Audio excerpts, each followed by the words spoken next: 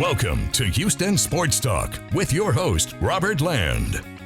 Thanks for checking into the best Houston sports podcast, part of the National Bleav Network, and joining me to pay tribute to Bob Uecker, the 54-year Hall of Fame voice of the Milwaukee Brewers and one of baseball's great characters is my friend Kevin Holden, now the sports director at the CBS in Raleigh. But over the last 15 years, he was lucky enough to spend time around Uecker as the sports director for CBS in Milwaukee. And man, Kevin, feels like we lost the last of the old school classic baseball voices. That's the truth, Robert. And thanks for having me on the show. It's weird because it's a little bit like losing a grandfather, losing a family member. If you're anyone from Milwaukee, I mean, for us in the media community, we were close to Bob a lot on game days and baseball season, spring training, that sort of thing. But Bob was the voice of summers in Milwaukee for half a century, as you mentioned. And so it really doesn't matter the age, and it really doesn't matter the place. Obviously, Milwaukee was his home, but he was nationally known.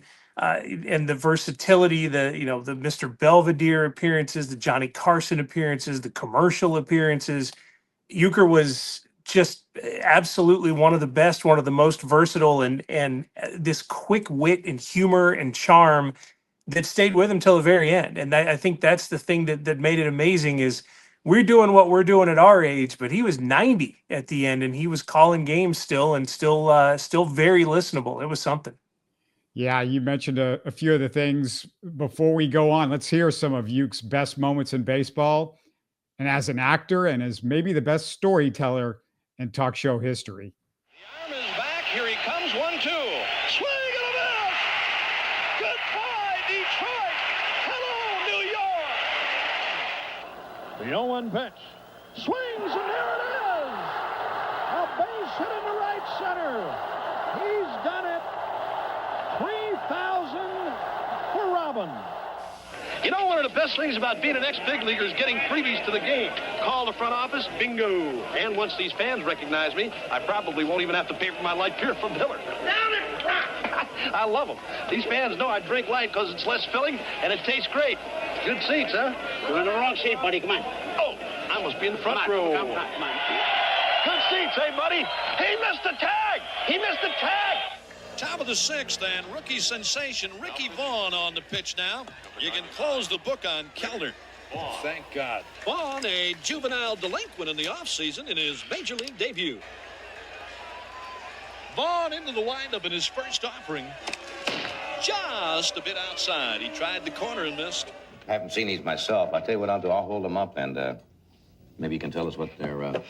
They see the monitor up there. Obviously, it's a locker room celebration. No, this is actually a picture of me getting ready for a game.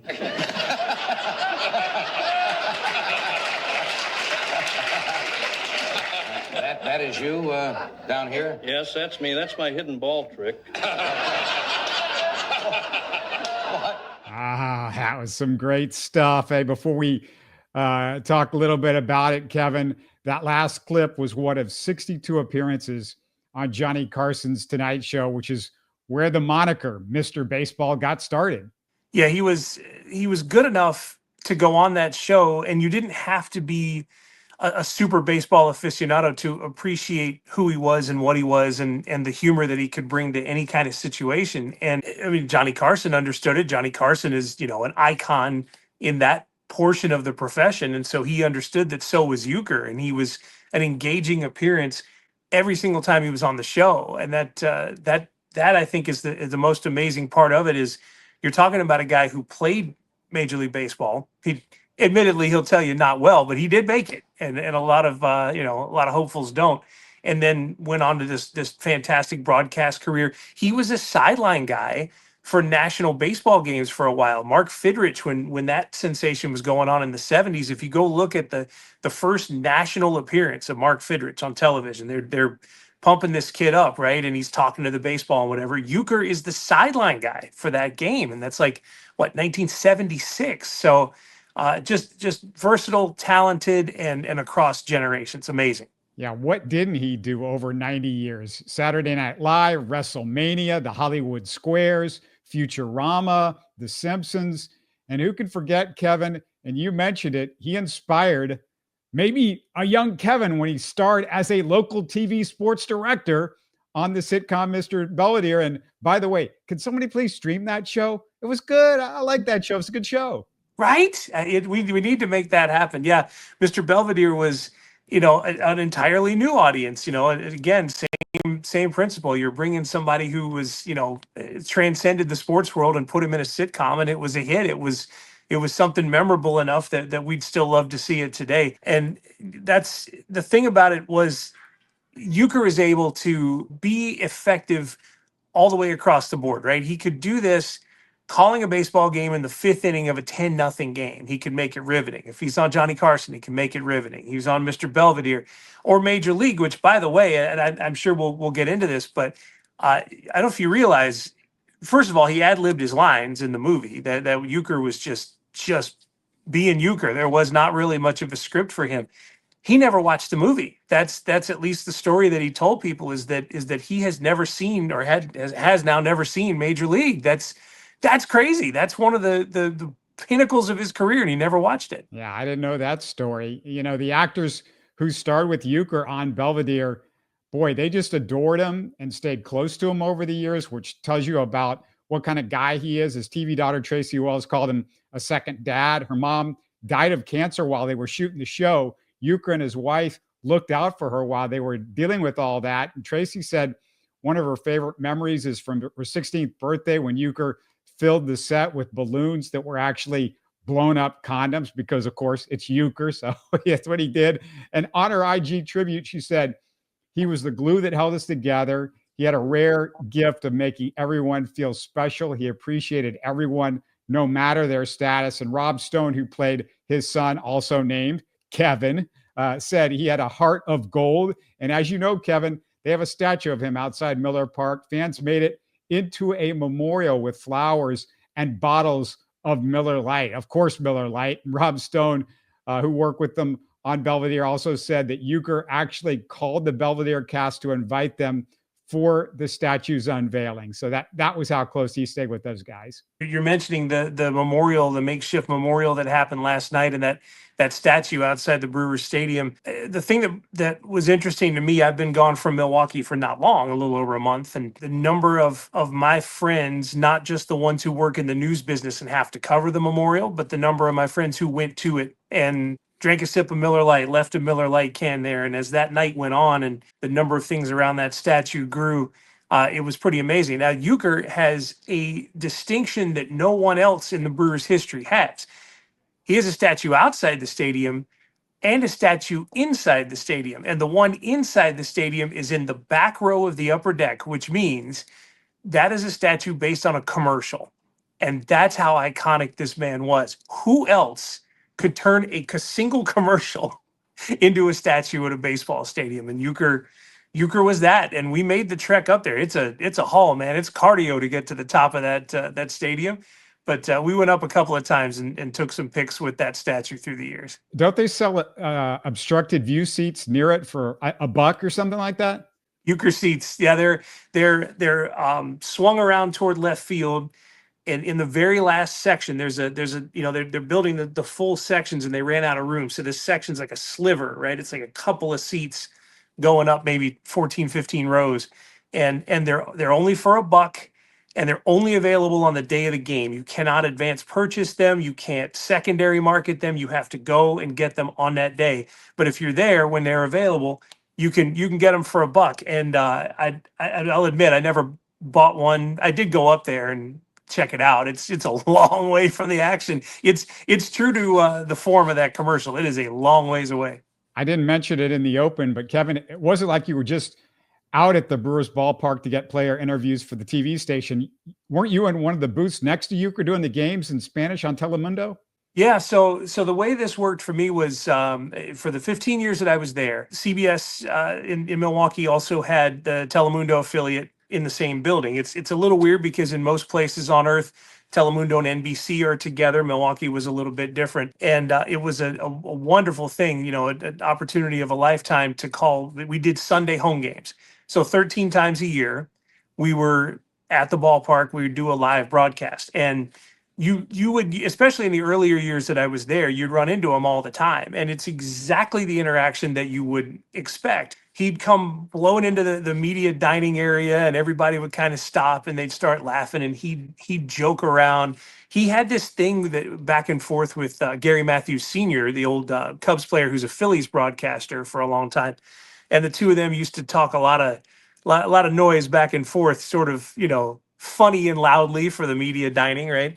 And and he would roll through, and he would know everyone, and he would smile at everyone and have these great interactions and leave you smiling, and then he'd go into the booth and he'd do his games. On those Sundays, I can't tell if he didn't know me by name or if he was doing this because he's Uecker. I would lean toward that he was doing this because he was Uecker, but he would call me Senor on those Sundays. Like if we were in the elevator going down after the game, oh, Senor, what's going on? Those interactions were my favorites because he's working and you're working. And look, I'm under no illusion that I'm, even in the same ballpark, figuratively as Uecker or anything. But it was fun to know that a couple of doors down from where you're doing your job, he was doing his, and at least kind of in the general sense, you were trying to do the same thing. Before we roll on, I just want to ask our listeners, what do you guys remember about Uecker or your favorite broadcaster, period? Let me know in the YouTube comments. And if you look into the Houston Sports History and Memories playlist, you'll find my tribute to Vin Scully with Astros voice Jerry Trupiano and interviews with Texans voice Mark Vandermeer, Astros voices Bill Brown, Todd Callis, and Steve Sparks. So please check those out and support the show and get updates by subscribing on YouTube. Give us a thumbs up and listen in the car or while you're out and about with your favorite podcast app. All right, Kevin, is there any way you can explain to anybody in Houston how beloved Uecker was in Milwaukee? It's a difficult thing. I've tried to put my finger on describing Uecker, describing what he is. And the thing that came to mind was every, superlative, every adjective, whatever that you could put on Uecker doesn't quite grasp what he was and what he did. The icon and legend in these terms, sure. Obviously they fit, but they don't necessarily encapsulate the whole thing that was Uecker.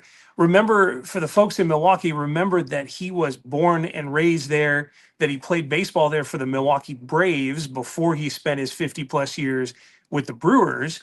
And he was Milwaukee all the way through. The joke there is that, he's just as much Mr. Milwaukee as he is Mr. Baseball. So he's, maybe the most iconic citizen of that town that's ever been. I mean, it's weird to say, and I don't want to be, hyperbolic with it, but I think that may be the case. But to me, from a personal level, the thing that will always stand out about Uecker is there is a difference sometimes between the persona that you see on television and the persona that you meet in real life. They say you should never meet your heroes, right? Because a lot of those, personas that are out there, those people turn out to maybe be a little different in real life, maybe not quite as warm and fuzzy in real life as they were, on the TV screen. Uecker was absolutely the same person and absolutely had the same effect. And the one that stands out to me was a spring training.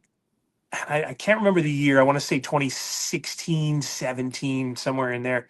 And the first full squad workout of spring training always brought two people to the Brewers spring training complex in Arizona, Mark Atanasio, the owner, and Bob Uecker. And everyone talked to Atanasio.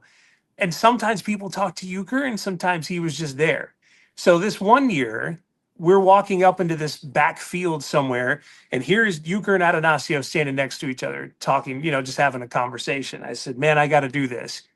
I'd be crazy if I didn't. You guys have a few minutes to chat. And they said, yeah, but it needs to be all three of us, me and Atanasio and Uecker. I said, no problem. So the cameraman starts recording, and I start by turning to Bob Uecker, and I say, well, here we go. We've got Mr. Baseball Bob Uecker. We've got the Brewers owner Mark Atanasio. I got to be honest, with the star power here, I feel like a third wheel. And this man is in his 80s. And there was no pause before the response, which was, oh, you're a third wheel. If it was the two of us, you'd be a second wheel. And if it was just you, you'd be a spare tire. And then he just stopped and stared at me. Dude had it. You know what I mean? Like that wasn't a show. That was legitimately from the soul. And he had that in his 80s. I mean, I'm telling you that nobody that I've seen was able to keep that kind of fun and charisma going that long. How good was he as a broadcaster? Just, what I loved about Uecker as a broadcaster was description of the game is one thing. And of course he, had been around the game enough to be fine in painting the picture, but the picture that he would paint was sometimes different. And Uecker was not afraid in the very buttoned up game of baseball, especially from a broadcaster standpoint. Some of those broadcasters are just, all the way up, right? He wasn't afraid to cut loose and start a story and intertwine the story with the inning at hand, but it wasn't necessarily like about a player's background or whatever. It would almost be like stand-up comedy wedged in to the play-by-play. And when he was really going on a story, he was amazing. I was just listening to one that's a little old. I think it's like 25 years ago, but they're talking about spiders at Wrigley Field. He said, yeah, the spiders are so big you can name them by name. Like, what's up, Tom? What's up, Steve? He said, if you need a burger, you just strap a note to the back of one of the spiders and send them down the hallway. And he's doing this like in the middle of an inning, right? So it was, he would always make it interesting. If the Brewers were, winning a game or making a comeback in the ninth inning or whatever, he would make that interesting. If it was 10-0 in the fifth, he would make that interesting. And that's a rare skill that you can turn on a game that he's doing at any point and be entertained and informed too. It's amazing. Yeah. And he was just this guy that had such a life that here's some just fun facts about him. He had a home run off 3 Hall of Famers, including Sandy Koufax. He had as many big league hits as Boston Celtic legend and Toronto Blue Jay Danny Ainge. His first big league at-bat against Don Drysdale, his last one against Bob Gibson.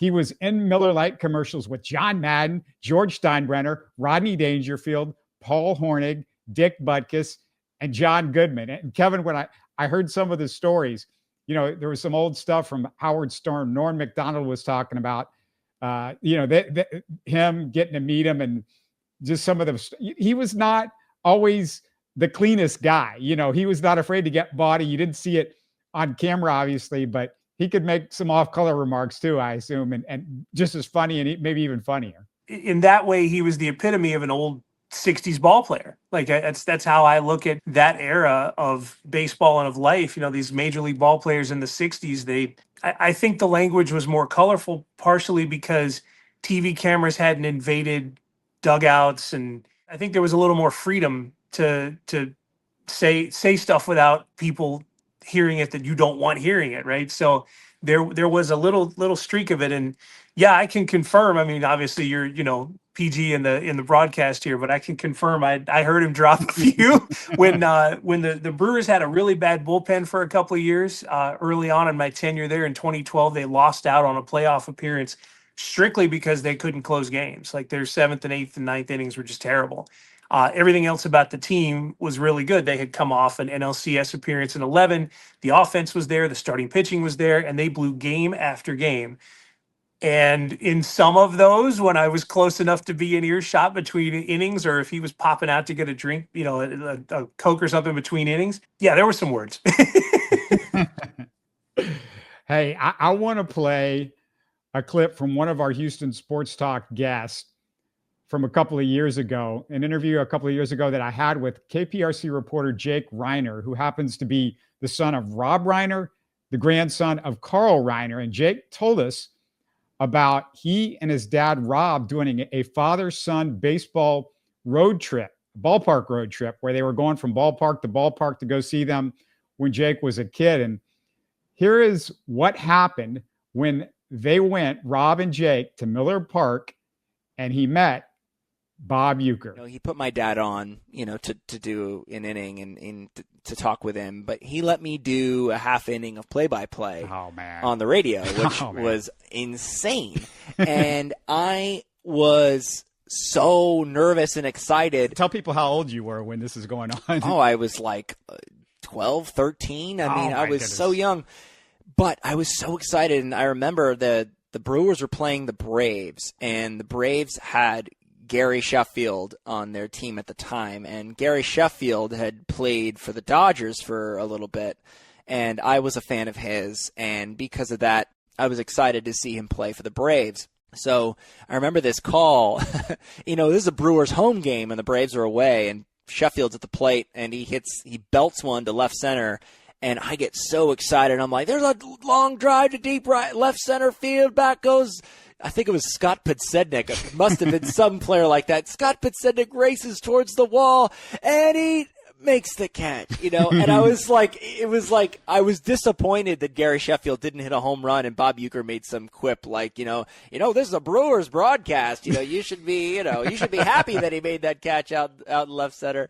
So that was a really, really cool moment for me. But you want to get that home run call. It's like, come on, Bob. Of course, that's the only thing that I wanted, and for it to be Gary Sheffield, that would have been really, really cool. What a story. And hey, Kevin, I got to mention also, Jake is officially following his family's footsteps now. He left KPRC a few years ago, and this past year made his feature film debut starring in the movie Love in Texas. And by the way, you can find that full interview with Jake on YouTube, where he tells a great behind-the-scenes story about Andre the Giant on his dad's classic The Princess Bride. And to bring it around, you'll find Uecker and Andre the Giant on YouTube if you want to go look for that clip, doing hijinks with each other at a WWE event, because Uke's connected, like I said, with just everybody, Kevin, everybody.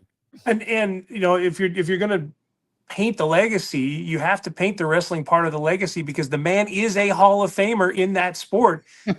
Partially because in the 80s, they finally realized they could market that to a wider audience, right? Like, wrestling was very much a niche thing up until that point, but they had marketable superstars, Hulk Hogan and Andre the Giant, Roddy Piper, and so on, and they could do more with it. And Bob Uecker was the perfect vehicle to do that, because he was funny and he knew how to play the roles, right? Him getting choked in that, in one of those iconic scenes from the old WWF days, like, that's, he lent something to that sport. So yeah, it's not just that he, guested on a one of the or two of the shows. He's a Hall of Famer in that sport.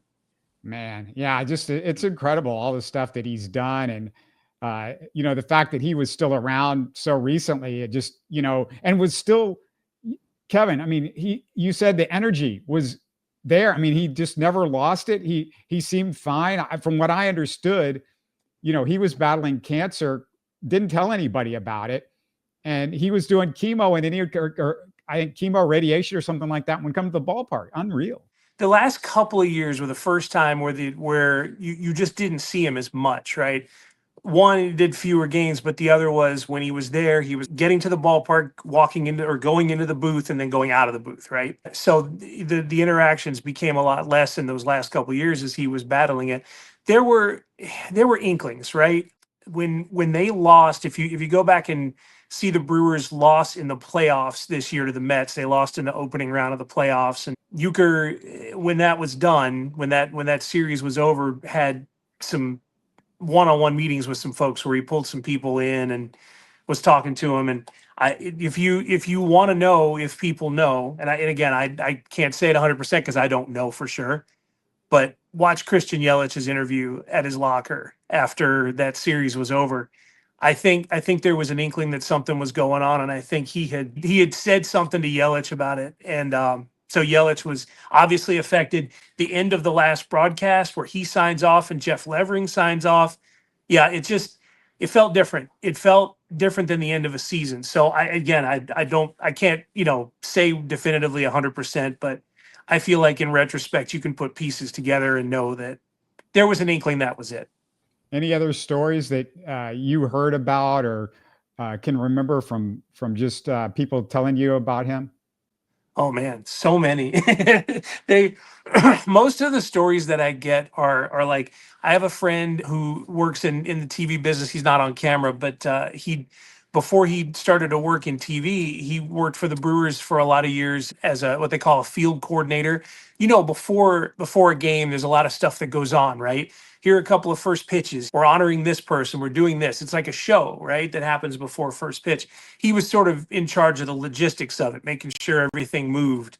And so during the game, sometimes he would have some free time on his hands. And so he'd go up into the booth and sit wherever. And he was known to sit in that booth with Uecker. And his stories on it are really funny. And I got to remember, again, I'm on a PG broadcast, right? It was a common thing during long breaks like a commercial break, right? Like, all right, the 6th inning's over and here's the score. We'll be back. And you get 2 minutes or whatever. And there's a point where everybody just stops because these broadcasters have been talking nonstop and they're just catching their breath or whatever. So they would hit this silent part, where nobody was saying anything. And he said it wasn't uncommon for Uecker to turn to him like 30 or 45 seconds into it in the dead of silence. And I'm going to alter it for your audience here. And he would turn to him and say, "What the H are you looking at?"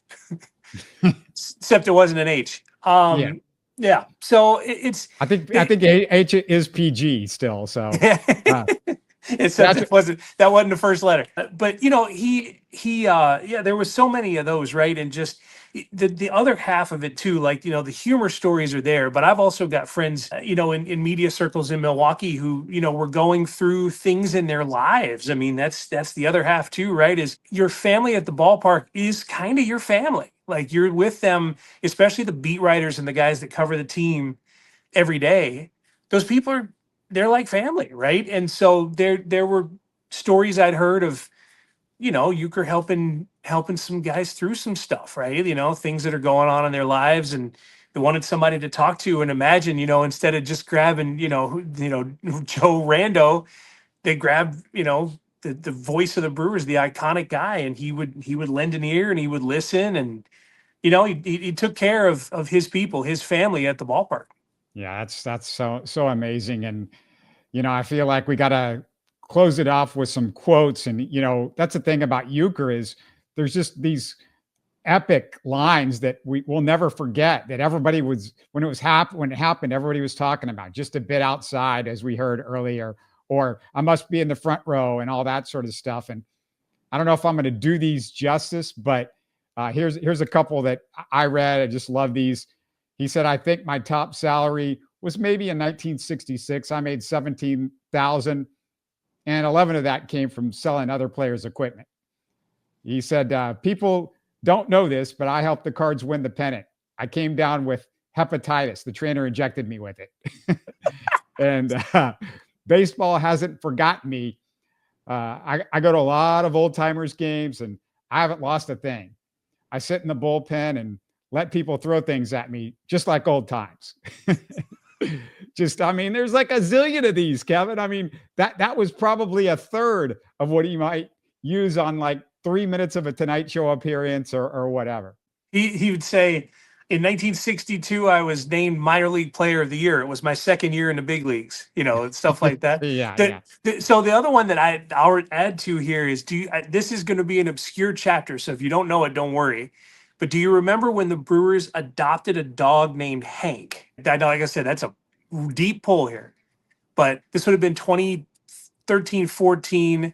The Brewers were, as a franchise, were going through a little bit of a tough time. They weren't winning a ton of games, and their star player was embroiled in some stuff, right? And so this adorable dog popped into the spring training complex in Arizona, and they adopted the dog, and they made a big deal out of it, which was great. It was a wonderful thing, and it boosted the female fans of the Brewers. A lot of women, of course, I'm a huge dog fan myself, but a lot of women fans who were all about, hey, my mom has a Hank plush from when this happened, one of those little plush toys. Anyway, so, we were told you got to ask everybody in the building about Hank. So we grabbed Uecker. We said, what do you think of this stray dog, Hank? And he goes, and again, this is straight off the cuff. He goes, well, he said, I was a big fan. And then I saw what he did to my leg, and I was a little less of a fan.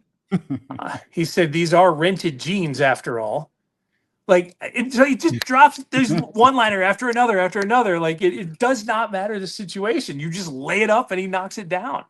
Yeah, I am so happy that you could do this, and really happy for you, Kevin. You got to just be around in his orbit, got to talk with him and saw all this stuff. I mean, we loved if you would have stayed here in Houston and hung out with us for a few more years. If you didn't see, we talked to Kevin a few months ago about the Texans-Packers game and previewing that. We talked to some of the stories about him being here, but just the fact that you got to be up there and, hang with this guy that's a living legend. And you and I just love baseball so much. And I can't even imagine what it means to you that you got to spend time with this guy all those years.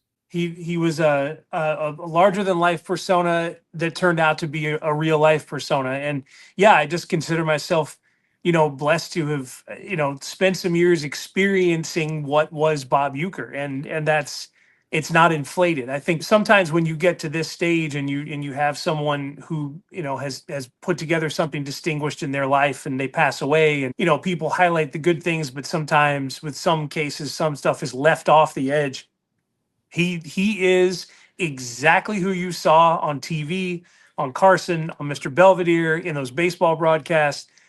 He was him. And yeah, I was blessed and inspired too, because look, there isn't going to be another like that. There's no way that I say I'm going to be Bob Uecker. It's not going to happen. But, you certainly can take lessons for bringing some humor to life, handling things, in a certain way, and just being someone who can be at the center of things that people can look up to, can have some fun with, can laugh with. That'll always stay with me. I'm really, really happy I got to do that up close. Yeah, that's unbelievable. And, just thanks a lot for being in the front row with us and sharing those stories. We really appreciate it, man. Oh, that's good, because I said I must be in the front row. That's good.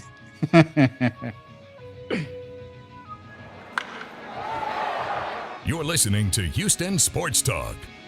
Hey, don't forget to support us by subscribing and commenting on YouTube. You can always listen to us on Spotify, Apple, or your favorite podcast app. Tell your friends about us and share our show links on social media. Spread the word, everybody. Thanks for listening.